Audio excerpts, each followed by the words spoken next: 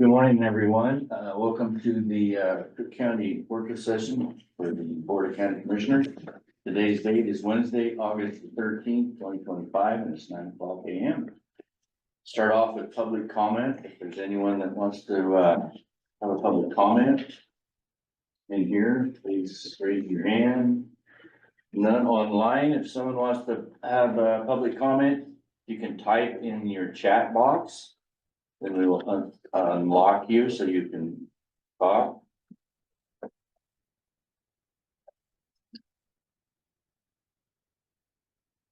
Go in there, Sarah.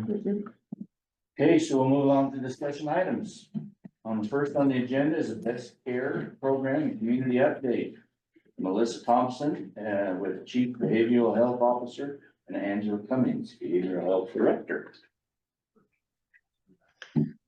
Melissa, do you want to start or would you like me to start? Sure.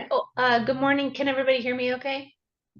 Yes. Yes. Okay, my apologies for not being there in person. I had some car emergency this morning, so I'm glad that there was a virtual option. So thanks so much for having us. I'm Melissa, Chief Behavioral Health Officer for Best Care, and we really are just coming to provide kind of monthly updates for you all as to some of the pieces that are moving for Best Care, some of the updates from a program standpoint, and really just providing you kind of an overview. So I'll let Angela talk about some of the program changes, and then I can speak to the CCBHC stuff as well.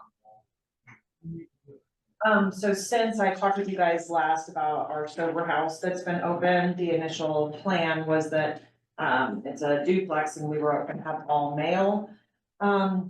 We struggled to fill it with all male. So right now we do have 2 males in there, but we've had some females who need housing. So we have decided to turn the other side into a female house. We'll have our first female moving in next week. So for those of you who are not aware, Best Care has opened a sober treatment house in the community. So we're really excited to have that option. And then the other thing, we have recently hired 2 new SUD counselors, which brings us up to about 6 or 7 now. And the hope is that within about a month, we're gonna have weekend hours where we can provide substance use treatment on Saturdays and Sundays. We just wanna make sure that they're comfortable kind of, you know, with our processes and our medical record and all of that before we have them be there on the weekends. So sorry, there's just a map flying around my face. So those are the 2 big sort of program updates since I talked with you guys last. Can you talk about kind of the barriers to entry for the sober house, that, you know, they are required to be sober and not on drugs and Sure. actually engaged in mental health care and Sure. different things like that? So for individuals to be in the house, it's 10 beds, so it's a duplex, 2 sides, 5 beds each. And the individuals who come into the house, they do have to have at least 30 days clean and sober. And they do have to be engaged in treatment services with us and comply with all of the things that are being required of them. Some of them are gonna have more than 30 days clean, but we're not taking anybody who's got less than 30 days clean. I want to commend you, Angela, on doing the Saturday and Sunday, because substance abuse it's not a day of the week sort of thing. And so I'm really excited that you're expanding into that area, because I think that's something that we really need. So thank you guys very much for that. Yeah, I'm excited we're able to do it. It's hard to find people who are willing to work on weekends. Sure. So the 2 new people that we hired are happy to be doing the weekend hours, so. Perfect. That's really good news. Yeah. For Crook County. We appreciate you coming in also and giving us updates periodically. And Sure, and Melissa was gonna talk a little bit about CCBHC and our intent to apply to become one of those with CCBHC. Okay. Yeah, so for those of you not familiar with CCBHC, so it stands for Certified Community Behavioral Health Clinic. There's about 450 of them around the country. It is, excuse me, a program that's supported at the federal level as well as at the state level. And really the goal of becoming a CCBHC is to integrate care. So you're really looking at the person from a whole person approach integrating primary care services as well as really any services that a person may need, so that we're sort of developing a behavioral health home as a one-stop shop for that person. So if in the process of receiving behavioral health treatment, it's determined that a person has a co-occurring or a comorbid physical condition, we're able to sort of seamlessly connect them with primary care or blood draws or specialty care in a more seamless way. So there was sort of a push about 8 or 9 years ago where Oregon really rolled this out across the state, and there were a handful of counties that applied. Those counties have recertified several times.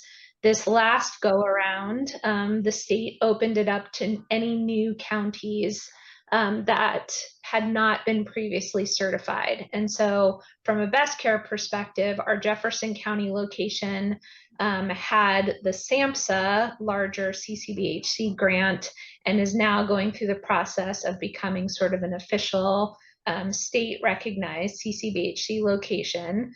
Crook County, we are planning to apply for it as well.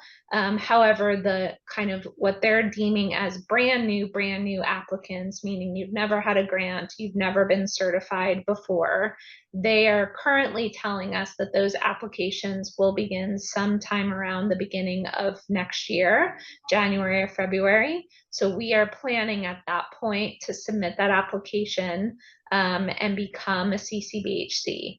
So we would, if we received that, we would receive federal funding as well as state funding to do that. We would have to coordinate care with Mosaic Medical, which has been our partner in Jefferson County for this process, and currently in the conversations of doing that. And really, we would be able to provide a much more comprehensive treatment approach for the individuals that we serve. So it's pretty exciting. There's still a lot of things that have to happen. And of course, timelines from the state don't always happen in the way that they say that they're going to. So we're just keeping an eye on when they officially open that application, but that's the goal for us. Melissa, I have a question. So I know in Madras, Yep. you have a wonderful place there because the health department is linked with Mosaic across the street from St. Yep. Charles. So that's great. They don't have Yeah. to get in the car, they don't have to travel.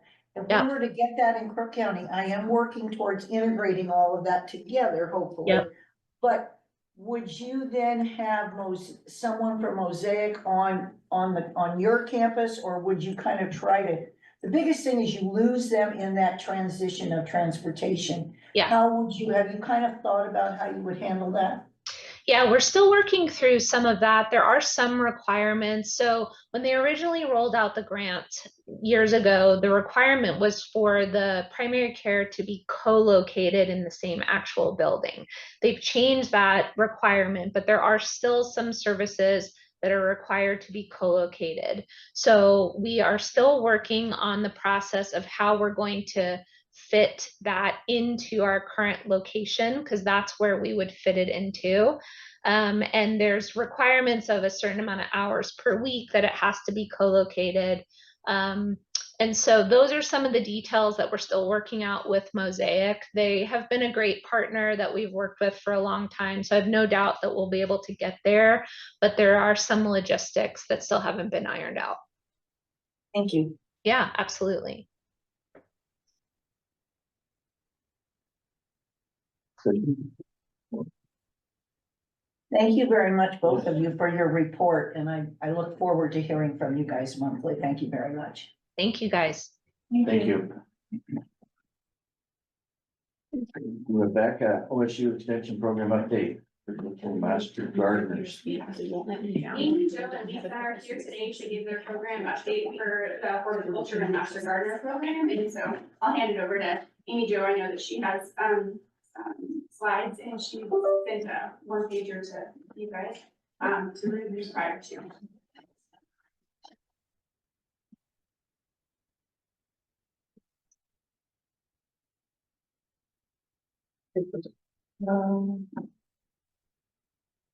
Just go to the modified and click that.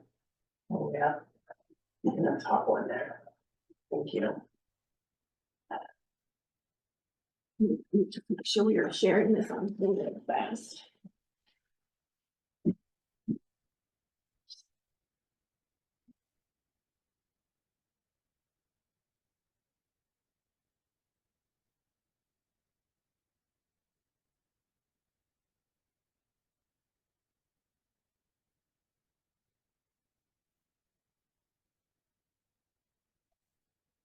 Well, thanks everyone for letting us come and talk about our program here today.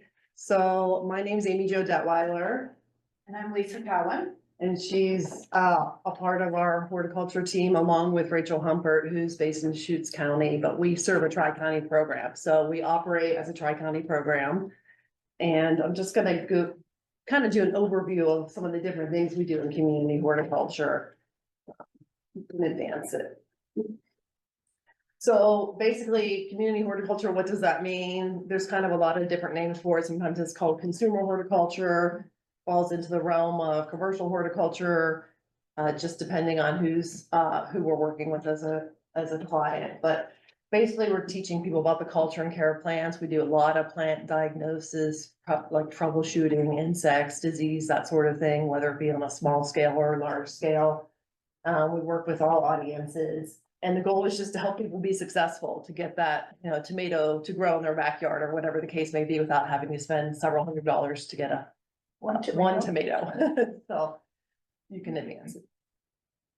So ways that we deliver, you can click it one more time. Ways that we deliver, we've got, a lot of different medias we use. And I'll kind of go into more detail on some of these, but we have things from our plant clinics where we have 2 in the region. One is based here in Crook County and one is based in Deschutes County, where we staff it with either staff or master gardener volunteers to answer gardening questions. And that's during the growing season that we'll do that. We've got a newsletter here that we bring to folks, mostly electronically at this point, but we still have some folks that get it in hard copy. And that's a bi-monthly newsletter that's specific to the high desert. So all the information in here is geared or edited toward the high desert. It's, and then we have a garden calendar, events, that sort of thing.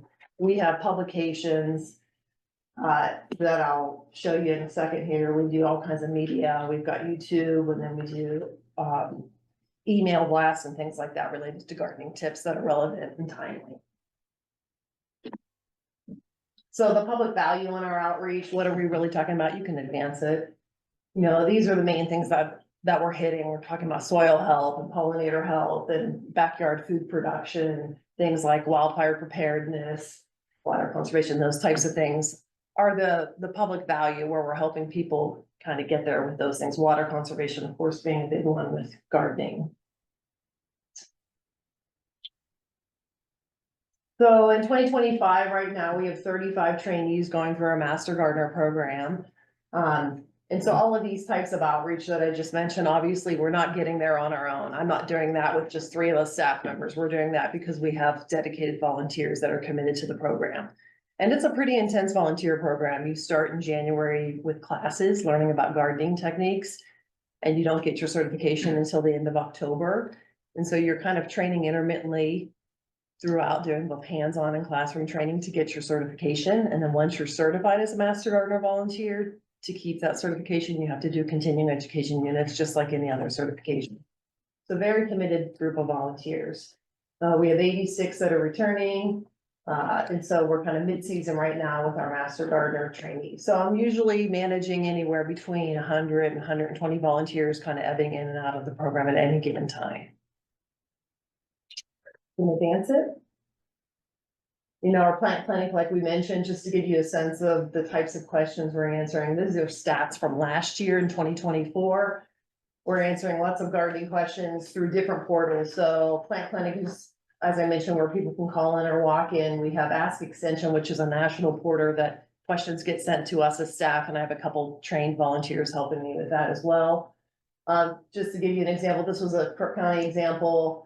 Kind of fun, and we got some nice feedback from that particular community member saying thanks to Lisa for helping with that plant clinic question. You can advance it. We maintain several demonstration gardens and community gardens in the region, and these are the 5 that are listed here, where we're teaching just a variety of different things. We use it as a home base to study and just kind of look at applied research techniques. You can advance.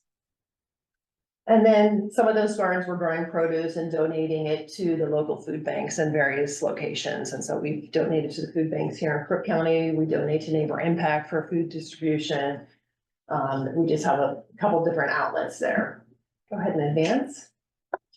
So the backyard food production, probably one of our bigger efforts, a flagship efforts in the community work program. And we this year, let's see, how many classes did we do, Lisa? So we probably did 8. Yeah. I think we did 8 in the Tri-County region. A couple of those were held here. We moved them around. We have them in Madras. We have them in Bend, Redmond. We went to Sisters this year. We kind of moved them around, but we give them this guide, which is a Central Oregon vegetable gardening guide, and then we go on from there and teach them the basics of gardening, and sometimes we branch off and do advanced trainings.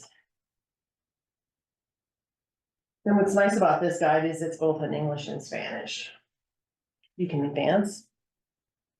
So just to give you a summary, this year heading into the 2025 season, yeah, we did 16 growing veggie classes. 644 attendees, but 98 is the number we pulled from Crook County. Lots of different types of other gardening classes. So we have pre-planned workshops that we do, and I think in total, the number of events we deliver in our community work program is about 40 events a year that are pre-planned that we go schedule ahead of time. And then we get a bunch of outside requests too. We usually get between 18, maybe 25 outside requests in a year. And that's just an outside agency or organization group saying, hey, can you come talk to us about this? We did this Powell Butte School this year. It was 146 kiddos. And we had a couple master gardener volunteers teaching them about insects and different things. You can advance it. So those are listed, just some of our other classes for the whole year. And they're both in person, and we do some online for people that don't have access to get somewhere in person. So we had a bunch of online webinars as well. Okay. This was just a photo from Crook County on the Move from last year, I believe, or the previous year. But we participated in that the past several years, including this year. Crook County on the Move. And that's a couple of our Crook County volunteers there. We did some more commercial outreach, so beyond the Master Gardener program and community work, we do some other things here. We were doing a commercial type pruning workshop in an orchard earlier this year.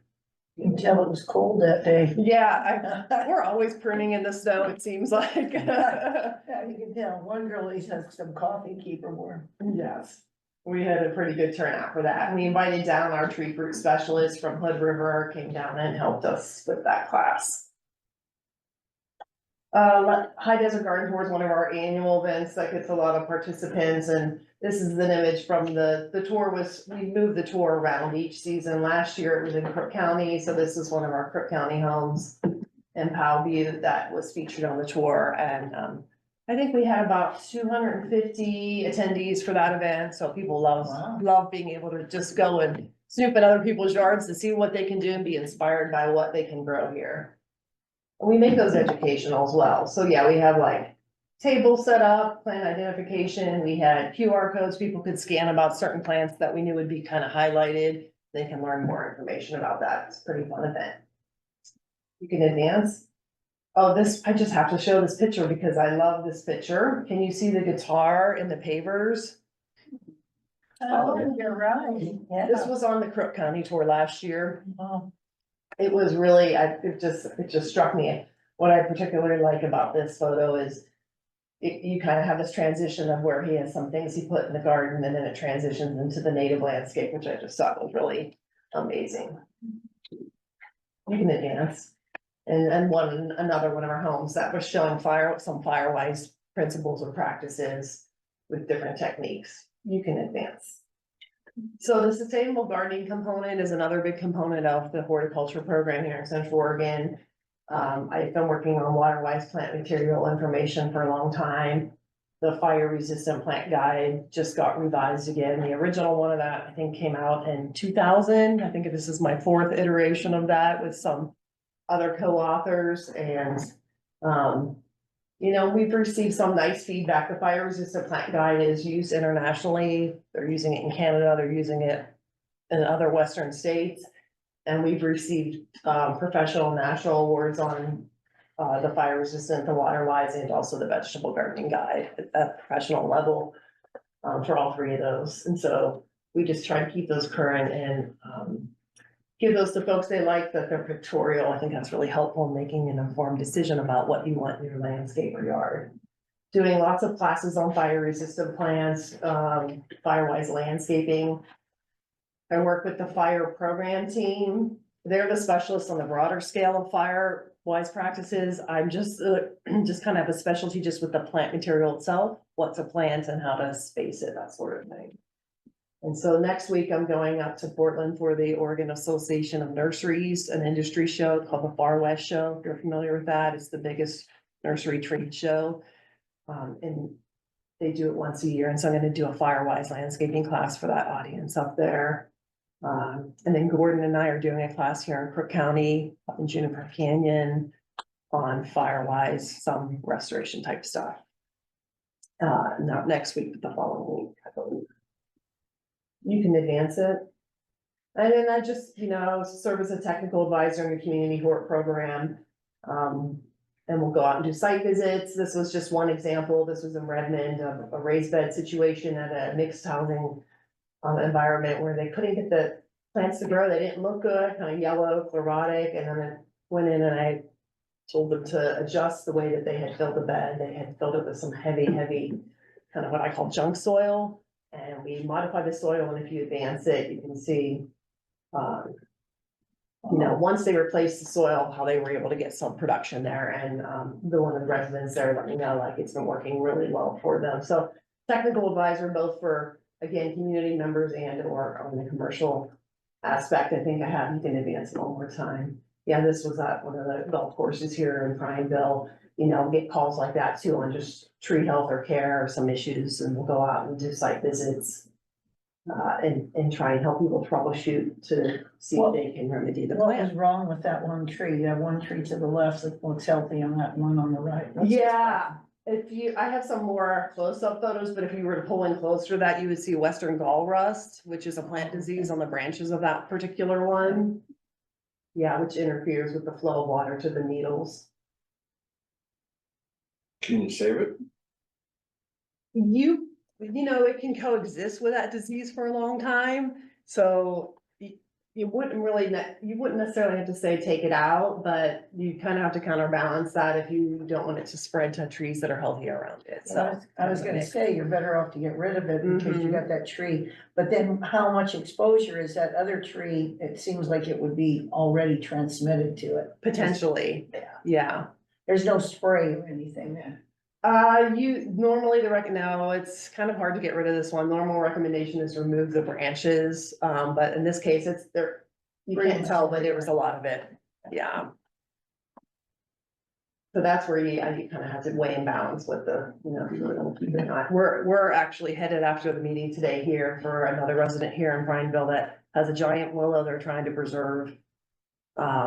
We'll see. She sent me some photos. I'm not sure. It looks like it's in a pretty precarious situation and not doing too well, so. You can advance it. So just trends we're seeing with our community work program, a lot of people interested in native plant material, pollinator health, water-wise plant material. So we gear some of our classes and workshops around that. Food production is always popular, still people wanting to know how to grow their own either vegetables or fruit trees are always popular.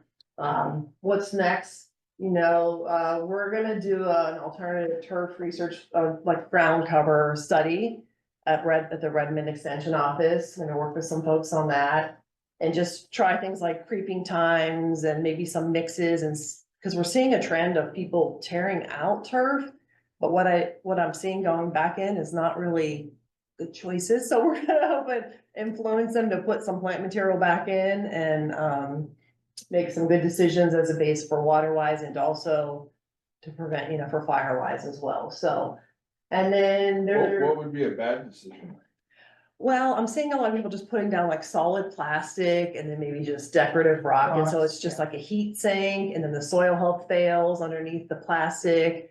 Versus putting some, living ground cover maybe, or just a mix, and this, it's all depending on where you live and what your goals are, but. I'm watching it in my own neighborhood where people are ripping out turf and then they're putting down plastic and just solid rock, and so all of a sudden they increase, the heat around their home instead of, I don't think people recognize the value in the cooling of plant material around homes and things like that. So I'm kind of giving them a nice mix there. And then we have a native plant guide. We've had a native plant list out for a long time, but we're gonna turn that into a pictorial plant guide. We've been working on that. And so with that, I'll just see if there's any questions for Lisa and I. This is a very naive question, but so I go through the master gardening program. Obviously, I have a personal achievement. Am I able then to parlay that out as kind of, like you're saying, you have volunteers, and what basis besides my personal accomplishment would it be for being a master gardener? Yeah, one of the, coolest things I get to experience is just the social environment of becoming a master gardener, kind of that shared common interest, like I mean, I've been doing this for a long time now, and I didn't, it's not something I ever would have known coming into the job. But to witness the friendships and relationships that have developed within that group, it's amazing. And we have volunteers in this group that had been there since, the oldest ones now have been there since 1998. And they have been volunteering every single year since. Like, their commitment that's pretty unheard of for a volunteer program. Over 25, 26 years of dedicated volunteers. One of our oldest volunteers just passed away last year. She went through the program in 1986, 87 was one of the first to go through the program, and was still committed up until that time. It's pretty interesting. So I think the social component we always hear about is a good one. And then just, of course, the love of gardening in different ways. And we have enough projects going on. I think we try to, make it suitable for everyone. Like, if you like to speak. If you like just getting your hands in the dirt, get your hands in the dirt. So we have people that love just pulling weeds. It's very satisfying for them. So, but I see them support each other in ways beyond the program. That's the part that's really neat for me to watch, is to see them support each other in ways beyond the program, develop friendships, share plans, that sort of thing. Good, thank you very much. Any other questions from any of you? No, let me know who wants to pull weeds. Yeah, I know. I feel that I'm a weeds guy. Now, wait a minute, Brian, we have to share now, I'm pulling of the weeds. But that's a good way to get your aggression out. Yeah, it is satisfying. It is satisfying. Thank you. Thank you. And thank you both for coming today. Nice Very, presentation. yeah, very interesting. Mr. DeBoot. About here to do. For the budgets. Good morning. So hopefully you all had a chance to, before you fell asleep, read those wonderful sets of bylaws. Yes. So, as you know, you guys, along your predecessors, adopted the county's natural resources policy in 2017. And in 2018, the committee put together its first set of bylaws on how it operates, of which at the time, the county court adopted. In 2020, we made some changes, and now it's time to make some more changes, mostly editorial. Instead of calling you the county court, we need to call you the Board of Commissioners. And then we changed a couple of things about membership, and we made a major change in some meeting operations. The committee reviewed these changes, made changes at their June and July meeting. At the July meeting, they moved to approve the bylaws as they had been worked, and recommended that the Board of Commissioners adopt them and approve them. You guys are the final approval for the bylaws. I did have both Eric and Brian review them, and thanks to you guys for, again, reading things that aren't too exciting. But I have been also, the committee also incorporated all of their changes, so that's what you have before you. Great. Looks good to me. And just wanted to sort of bring it to you today to see if you had any questions about it. It is going to be scheduled for your meeting next week for the actual approval and that kind of stuff. Thank you, Legal's Jim. not speaking up, so apparently it all looks well. Gentlemen. They're both smiling, so it looks like you got the vote of approval here, Tim. I think I wore them out. That's. The only thing I saw in here was recording of meetings. Any meetings of the committee other than a closed permitted under public meeting rules may be recorded by any person. Well, I guess, does it speak at all to the recording and putting it up online within 2 to 3 I think it days? addresses to follow the counties, Perfect. whenever the county's policies get adopted. Okay, yeah, so. Sounds good. I do have one thing that wasn't on the agenda that I thought of this morning. It has been a while since both Forest Service and BLM have come to one of your Board of Commission meetings. And wondered, noticing that your agendas are a little on the light side, you're getting out before, noon or 1, that maybe you want to add some more topics. Yeah. And That's the way we wanna handle things. maybe there's an opportunity to invite them at 2 independent meetings. I don't think I would do it back to back, but that'd be up to you guys. Yeah, totally. So one of the things that came up last night, I went to something, was people talking about the deal about purchasing BLM land within 5 miles of the city radius, and I'm not sure how much that affects us, and then putting it into low-cost housing. Mhm. So I think that would be something that if BLM comes, I would really like them to address that, because I know in California, they shut that down on as far as purchasing BLM land. But then also when you look out, like if you take my ranch, there's a 40-acre parcel landlocked of BLM. And when we first bought the ranch, we put an offer in if it ever comes up for sale. So there are those particular parcels out there Yeah. that really don't benefit the public because they are landlocked. That would be a very good avenue to purchase in that respect. And then again, yesterday when that came up, I thought that was kind of an interesting term. So Sure. yes, I would really We like them can, to we can come. tease them with that. And if we could address possibly how that looks I know on the federal level. Yeah, no, in the early stages of the big beautiful bill, Yes. there were options for disposal of public lands that created a lot of public outcry. And they pulled that from the big beautiful bill. But my tea leaves say there's still interest in Congress to look at ways of disposing of what they might call surplus lands, but particularly lands around towns, cities, to address sort of the housing crisis. I always use the example, I worked for 4.5 years in Jackson, Wyoming, where in the county of Teton, only 2% of the county is under private ownership, 98% is under public ownership.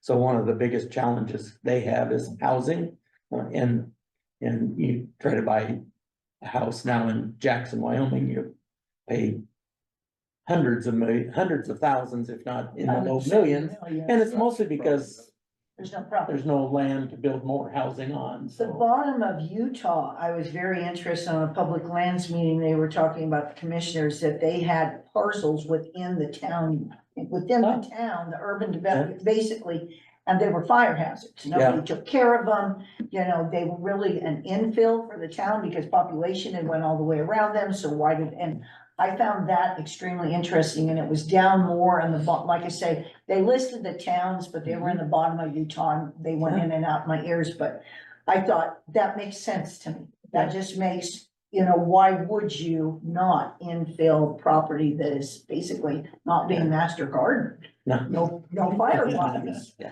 well, BLM owns a parcel within the city limits of Prineville. Yeah. So, yeah, But I've been also told that, you know, if that hillside ever catches on fire, we want BLM to own it because they will pile in a ton of resources to fight the fire. As opposed to if it was within this, if in private ownership or city ownership, perhaps the fire department and others wouldn't have the resources to fight the fire. So that was their suggestion for leaving it as a donut hole, so to speak. Yeah.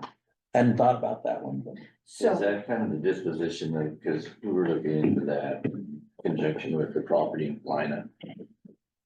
Did that ever go anywhere? still in conversation. Yeah, okay. No, I think that would be great. So please, Tim, if you could, and get with Sarah and that would be great. sure, yeah. Today we have our natural resource meeting this afternoon. The advisory committee meets second Wednesday of every month. And both of those agencies intend to be there, so we'll sort of make the suggestion and see if they bite. All right. Perfect. Thank Well, you, thank you Tim. for going and the committee for going through the bylaws. Sure. We'll take a consent agenda for next week. Okay. All right. Thank you. Bye, thank you again. Yeah, does anyone want any copies of these? Thank you. One back there. You need one of those to share? Yeah, what would you like? I want you to know I love your Firewise plants. I have that by my desk. And I'm glad to hear that's Yeah. useful. Card. The fireworks plan. Yeah, Sarah, you need that one. Well, we have a. yeah, Very good. Firewise one's right there. You do.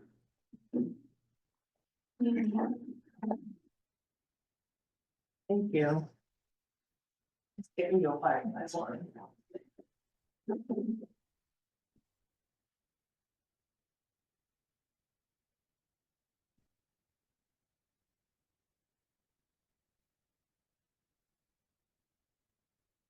You know what? If you want to leave a few of those, we'll put them on our desk outside the commissioner's office, because I think that would be very good to have, Sarah, don't you? Since we found that nice table. Gotta fill it I'm up. gonna leave all these for you. Perfect. Okay. Thanks, Angie. Thanks for opening these. Good to see you.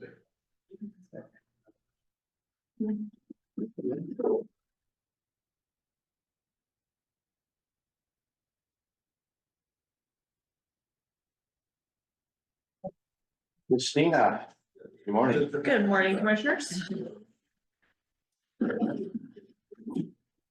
We have our July treasurer's report for you. Writing is similar to how we've done prior months, so happy to walk through anything you may have questions on. Concerns.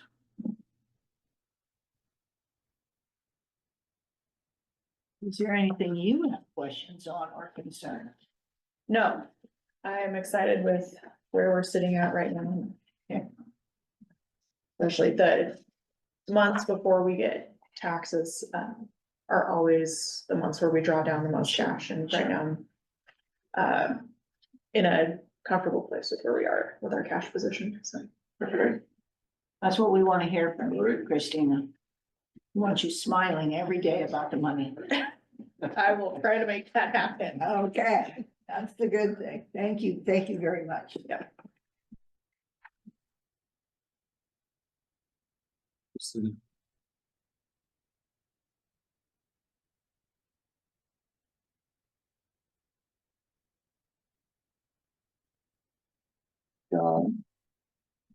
Good morning, commissioners. I just wanted to bring this to you guys today. This is something we've been working on a whole lot in the background for a long time, and we are approaching the final stretch, and so I just want to give you guys an update before it's all out there, meetings and whatnot. So we are in the process of finalizing our transportation systems plan.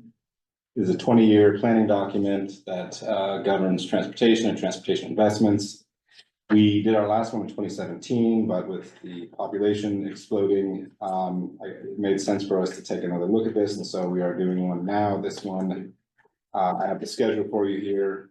We're gonna have a work session for the planning commission, less than a month. And then the planning commissioner hearing on the 24th of September, and then it's gonna come to you guys right after that, October 1st and October 15th.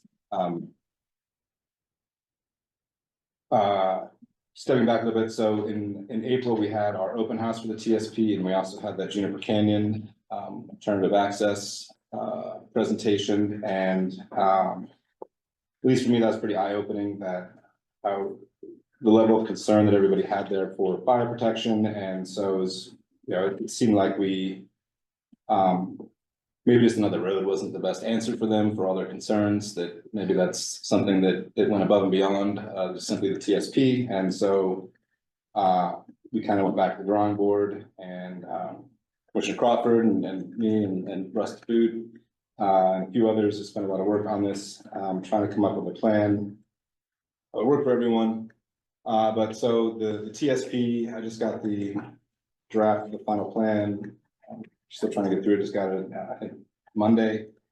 But there's some interesting results here, and so again, the TSP is countywide. And so I'm going to talk about the TSP countywide and our specific Juniper Canyon solutions. And so I was encouraged to see that there was really strong support for the improvement projects that we had picked out. By far, the most important pressing project for the citizens of the county is the 126 Palo Butte Highway intersection right there at the post office. The solution there that's proposed is a single lane roundabout, which I think has been on the table for a long time. The cost for that is estimated at about $3.5 million right now, which it's tied into this. So Hidden Canyon Destination Resort is filing their application for first, I guess, phase of their project. It's kind of a 6 sub-phase phase. Part of their conditions of approval is that they have to, so they were originally approved like 2008 or so, and in that they had a long list of road improvements they had to do for the size of the project. That got amended, I think 2018, between the county and ODOT, and the developer basically funneled all their resources into this project, the 126 Palo Butte Highway intersection. They are obligated to, under the agreement, they're obligated to provide pretty much almost the full cost that we are estimating this is going to be. The issue is that that doesn't get triggered until their 251st unit. And so this first phase is not up to 250 units, it's like 220 or so. And so it may be a decade or so until they move on to this next phase that will trigger that. And that, I don't think the county has that kind of time to wait for that improvement, wait for the money for that improvement. And so I'm going to try to get the parties back at the table and see if we can renegotiate that somehow. But it's clear that is the priority for the county, for the people in the county. And so another part of this, the second step, is the Juniper Canyon alternative access. And so as far as the TSP goes on that, there was not the same consensus that there was for the rest of the TSP. And so we presented a bunch of options to them at that April meeting. The results are spread a lot more, so there wasn't a consensus on anything. The one that got the most votes was widening Juniper Canyon, widening the road. But with our consultant, they kind of went through this analysis and considered a whole bunch of factors and kind of screened some solutions. And widening Juniper Canyon Road, first of all, it's really expensive. It's one of the most expensive options. The estimation is between $57 and $123 million for that. And it really doesn't solve a lot of the problem. There would still just be one in and out of Juniper Canyon.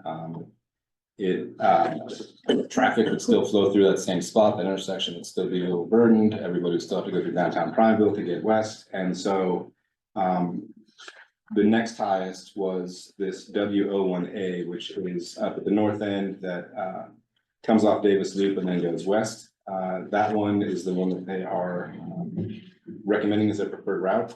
That's also the route that Bobby Kennedy from Grander Subdivision, you remember you guys signed that plat recently, and so that's the road One that he dedicated. that's what he's gonna dedicate to the county. And so that one will improve emergency services, it will improve traffic congestion, and it is a much more affordable option. I think the estimate there is between 9 million and 20 million. And I don't know if that includes land acquisition, and so if we're getting that land for free, it would obviously bring that price down. And so I think that's a really good option for the county, and I think it'll do a lot to improve traffic and improve a lot of the concerns, the problems in Juniper Canyon, but it obviously, being in that spot is not gonna fix the wildfire concerns, and so, I'll send Mike too on the, how there's not a lot of consensus. I put in some of the survey results here, and so one of the things that's important is, this question, do you support a new access route that requires new local taxes or local revenue? And so there, it's pretty much an even 1/3, 1/3, 1/3 split between yes, no, and other. I don't really know how to decipher what the other means there. Probably grants. Yeah, but if That's not the you're question just to ask. asking Yeah, I guess if it's no for is- improvement yeah, I don't know district, what then- Maybe they just need to see more information about what we'd be asking of them to make their decision, but. And so further on those results was, which funding options you prefer, and there, Seth, you're right, grants got over half the responses. Grants are amazing, you know, it's free money, but, grants are difficult these days. The second highest, actually it was the highest, was SDC, so Systems Development Charges on new development. And then the general fund, and local improvement district was lowest, and so their preference is for, either the money to come from somewhere else or from, people moving in the area, not from existing, but that might have also been, during the presentation, we went through kind of what those local improvement district taxes would be at varying price amounts, and so we showed them at $100 million, and that would be a quite a big jump in their taxes, so that might have scared them a little bit. With the $10 million option, it might be a lot more, easy to swallow, and so, the road they are proposing or suggesting would be a wide road, for large vehicles with a wide shoulder for walking and biking, kind of multimodal travel. So I think that's a great option, and so we are going to present that at our upcoming community meeting for the residents of Juniper Canyon. I'm trying to pull this together. We have it set for August 20th from 6 to 8 at Carrie Foster Hall. Notice it's already gone out. Communications Officer Sarah Kerner did a great job with a flyer and a press release and a notice. And so we're trying to get this out there as much as we can. I'd really like a big turnout. I want people, you know, to show up with their concerns, to hear what we kind of have in the works, and then to leave feeling better about what we're looking at. So there's obviously also the Highland fire between our last meeting happened about a month ago. Really brought the issue to the forefront. There was a lot of concern, and so I'm going to try to use that as a great teaching tool. So we're going to talk about, Russ is going to show up in the meeting and kind of talk about lessons learned from that fire, and how that impacts our plans up there. We have, Seth, I don't know if you want to talk about the building. So we're looking at also a safe space plan where we would need to, talking about getting land from the BLM, get some land from the BLM.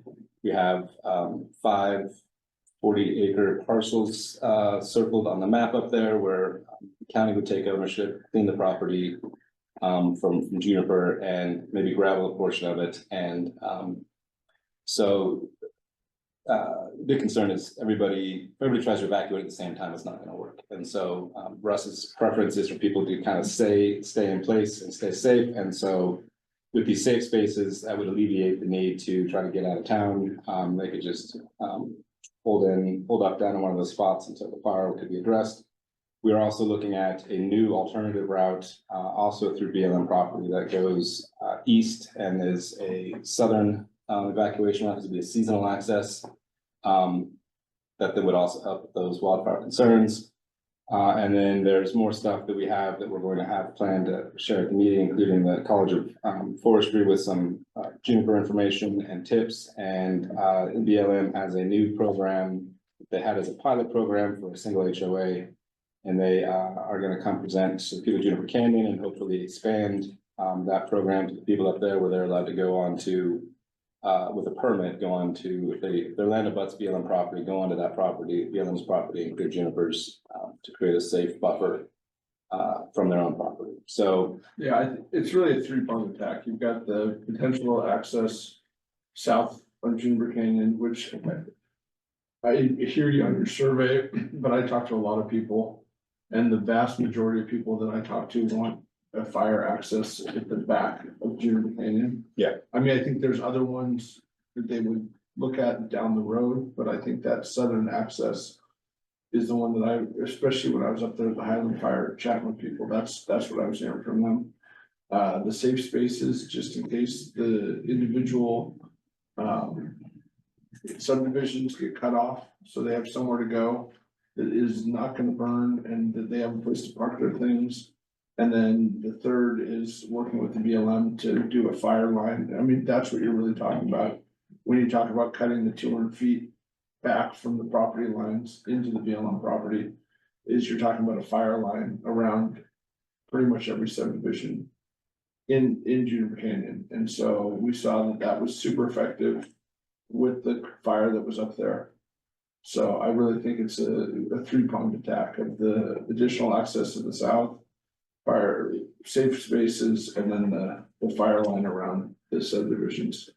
I think, so you're right, that was, the main concern was in southern, but the issue on the southern route was that there were votes split between going west or going east or going up here, going over there. And, you know, we looked at the existing road along the reservoir, but with like a lot of engineering, there are a lot of like wildlife issues there. And so that would have cost more to fix up than what we're looking at. So feel good about the plan. Hopefully the people that do. So are you saying we're pushing forward with a plan that doesn't have the southern access?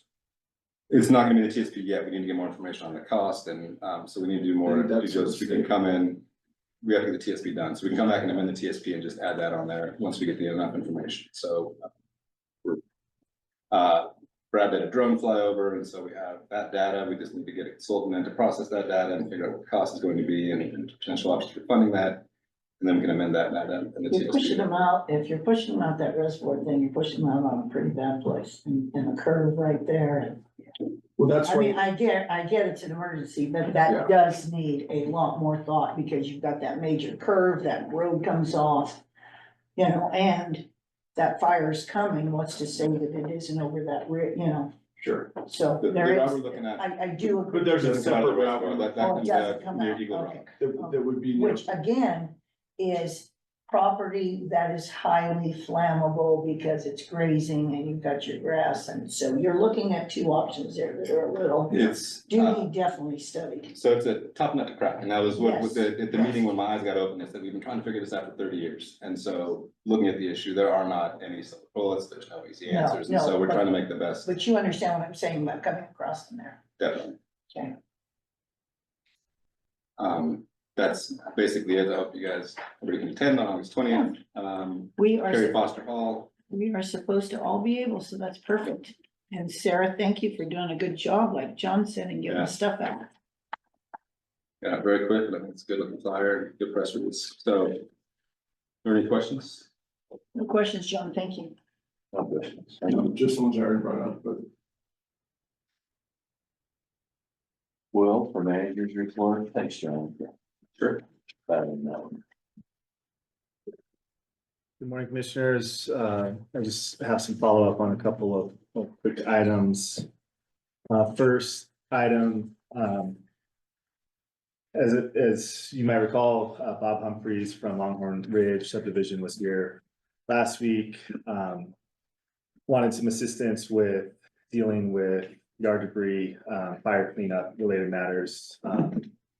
After the Highland fire, I followed up with Mr. Humphreys.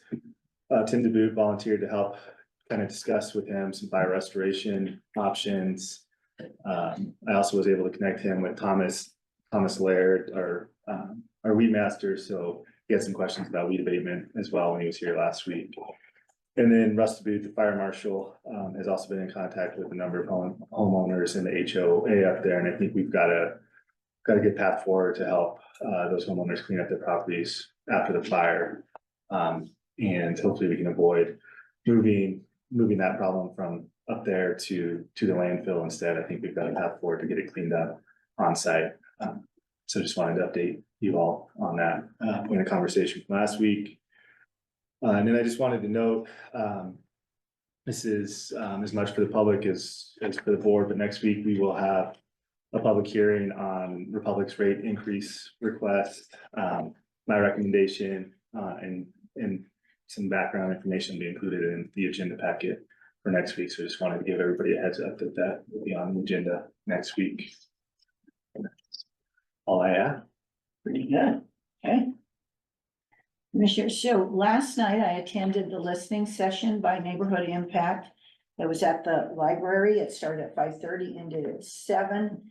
Evidently, every 2 years, Neighborhood Impact does a listening session and they ask agencies to come and also people that participate. It was very, very educational. I'm gonna do a tour later. They're calling me, but, basically the statistics, and if I'm wrong, Scott Cooper hopefully will call in and correct me, but he said in Oregon, 920,000 people were served by Neighborhood Impact. And he put the guesstimate in the Tri-County area that 10% of those were from our Tri-County area. So that's 92,000 people, which is very formidable. They are obviously going through funding. So there's a reorientation. I was very happy to see my people from food insecurity were there. And again, they were swapping squash and doing what they do so well.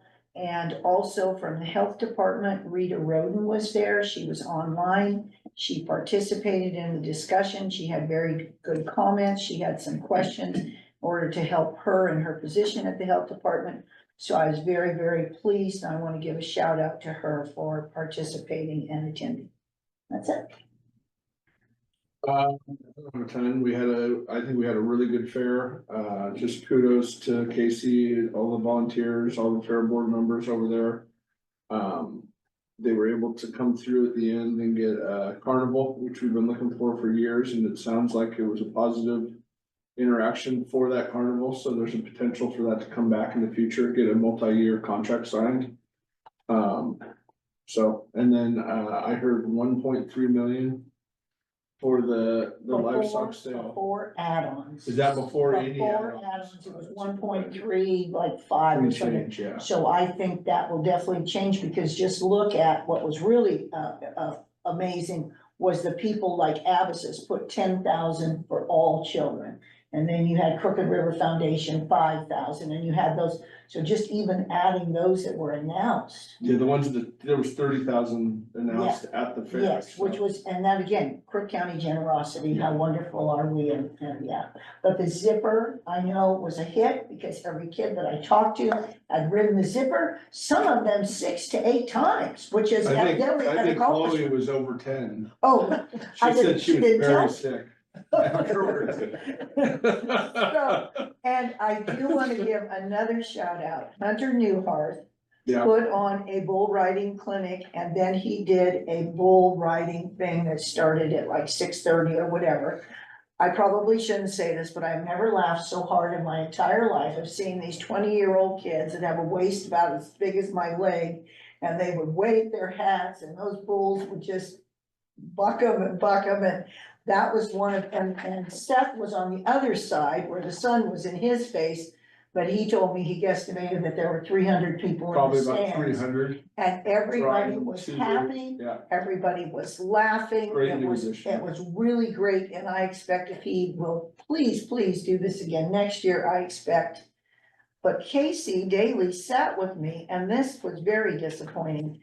There was evidently a scam on the internet where they were selling tickets, Casey told me, for that event, which was free, for $25 a ticket. And he had encountered people that came in and had bought the tickets. So that, again, darn those criminals.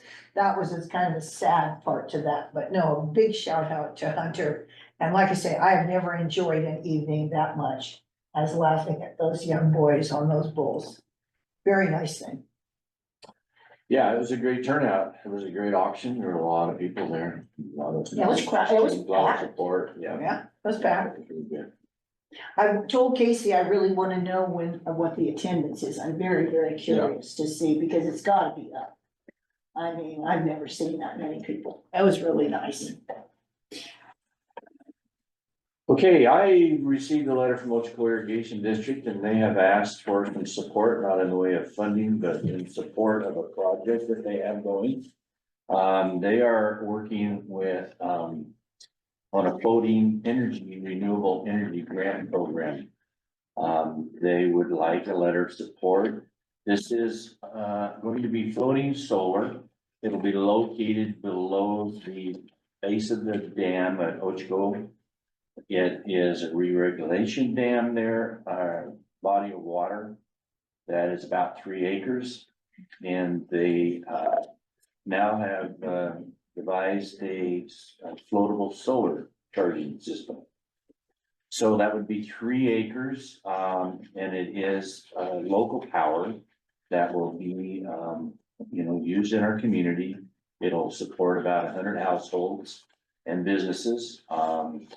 And it's available for the low to moderate income, and which further enhances the project's benefit. The power will go to local, Pacific Power customers.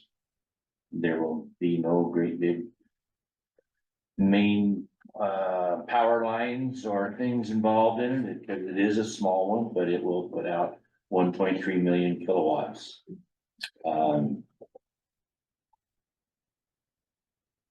So they asked for our support. Commissioner Barney, I hate to be a wet blanket. They're obviously going through our planning department, to get this project done, and so there's a chance this might come before you guys for the land application approval. So, I guess defer to county council on how they feel about a letter of support, imputing your objectivity to hear the case. Yeah, I'd kind of prefer letting the public weigh in on it before we support it.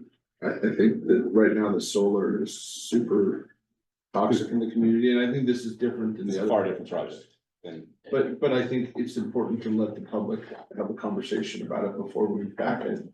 And I think even more so if it's gonna go through the planning commission first. I think let it go through that process. So I have answered 100 emails about solar. Yeah, And what my response has been is once they understand the process, that we don't go out and seek land applications, that there is a private property rights associated with this. In fact, in the case of one of the solar places that I visited in 2019, that was how they were saving the ranch, is making this deal to save the ranch for their children. So once you write personally to each one of these, and trust me, it gets a little tiring, and they understand the process, I think that I think that there's been a lack of understanding. And also, once you explain the ESSE analysis, and now that we do have a social impact, so I do agree with John, but if it is going through the planning commission. Sorry, I have to correct myself. I think it's gonna be heard administratively, and so it would be heard by the planning commission if it gets appealed. And so it's not necessary for the planning commission, but, Okay, it could, that there was- is, the that chance part- is a little bit that lower, but part- it still that- could. Even though I want to support agriculture, I think this is a passive way of doing renewable energy, and I'm all in favor of supporting it, and it's agriculture, again, supporting our citizens. That would be my only thing that I'd worry about, and so that's your guys' call. I agree with John. There is a non-zero possibility that if you put in the letter of support for the grant, somebody's gonna then say, well, this means that you were biased in favor of the land use application. Would that type of complaint prevail? I don't know, but I think it is just one more complication that maybe you guys don't need. So I might suggest postponing the letter of support for the grant until the application process is further along.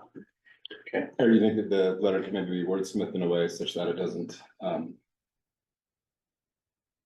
guess, direct their, can tell by that. prejudgment on the particular application? In a way, it's kind of threading a needle, but, Yeah, I think you're right. It would be threading a needle with a camel. We support this, but we reserve the judgment to not support it in the future. I think that might just be, that's not gonna help OID, it's not gonna help the county. I can tell by his face, the answer was no. I know, but Before we even I like to get push a into little bit that. sometimes. Okay, so in that case, I think then probably that would be cautionary to do that. Okay, so I'll advise you what you do. Situation.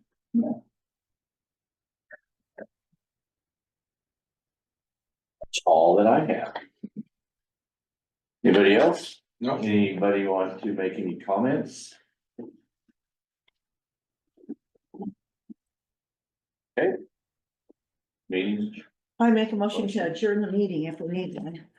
motion made, second, all in favor, say aye. Aye. Aye.